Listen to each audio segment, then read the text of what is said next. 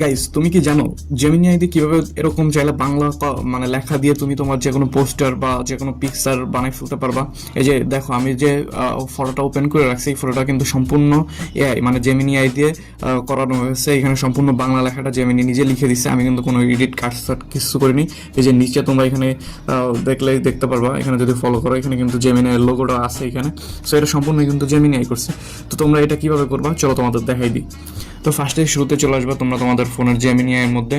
ঠিক আছে, Gemini I অ্যাপটা ওপেন করার পর একটু লোডিং নেবে। লোডিং নেওয়ার পর তোমাদের সামনে সিম্পলি এরকম আসে। আসার পর তোমরা এখানে ক্রিয়েট ইমেজ যে অপশনটা আছে এটা যদি সিলেক্ট করে দাও। ঠিক আছে, ক্রিয়েট ইমেজটা যদি সিলেক্ট করো, সিলেক্ট করার পরে তুমি যদি সিম্পলি দেখো, আমি এখানে একটা প্রম্পট দিছি, ইউটিউব কন্টেন্ট ক্রিয়েটর আর ফেসবুক কন্টেন্ট ক্রিয়েটরের মধ্যে পার্থক্য কি জানেন? হিন্ড সরি হিন্ড শিলিগুড়ি ফন্ট ইউজ করে এই টেক্সট দিয়ে একটা পোস্টার ডিজাইন করে দাও। এরপরে দেখো, ও কিন্তু আমাকে সুন্দর করে একটা পোস্টার ডিজাইন করে দিচ্ছে, একদম সম্পূর্ণ বাংলাতে লেখা, সাথে কিছু ইংলিশও অ্যাড করা আছে। জাস্ট যেখানে ইংলিশ লাগে ওইখানে ও ইংলিশ দিছে।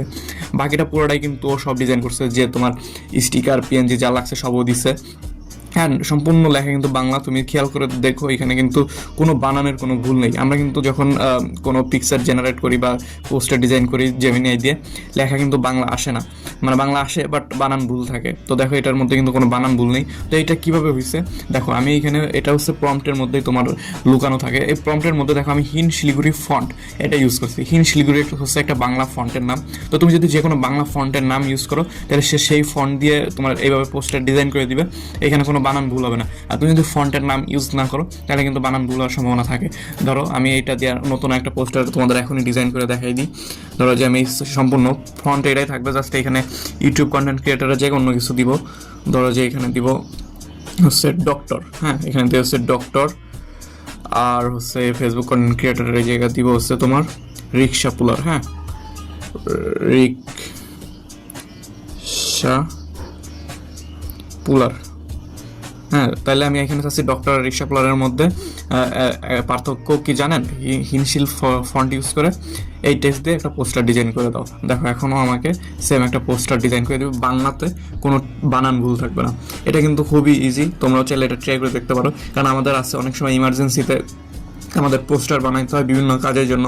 বিভিন্ন সময় দেখা গেছে বিভিন্ন তোমার দিবসের জন্য আমাদের পোস্টার ডিজাইন করে ফেসবুকে আপলোড করতে হয়। তখন দেখা যায় যে আমরা অনেক জায়গা থেকে ডাউনলোড করে আপলোড করি। তো এখন আর এই ভেজাল থাকবে না। তুমি চাইলে এখানে সিম্পলি প্রম্পট দিয়ে জেমিনি দিয়ে দেখো সুন্দর করে পোস্টার ডিজাইন করে ফেলতে পারো। এখানে দেখো আমাকে সুন্দর মানে ডাক্তার বনাম রিক্সা চালকের একটি তুলনা। এখানে দেখো ডাক্তারের ইনফরমেশনগুলো একদম সুন্দর করে বাংলায় দেওয়া আছে। এখানে রিক্সা চালকের পার্থক্যগুলো একদম সুন্দর করে বাংলায় দেওয়া আছে, কোনো বানান ভুল নেই। তো তুমিও কিন্তু চাইলে এরকম খুব ইজিলি পোস্টারগুলো ডিজাইন করে ফেলতে পারো। তুমি চাইলে সাইজ এখানে সাইজ দিয়ে দিতে পারো, তোমাকে ওই সাইজে দিবে। আমি কোনো সাইজ দিই নেই, যেহেতু সে আমাকে 9.16 রেশিওতে বানাই দিচ্ছে।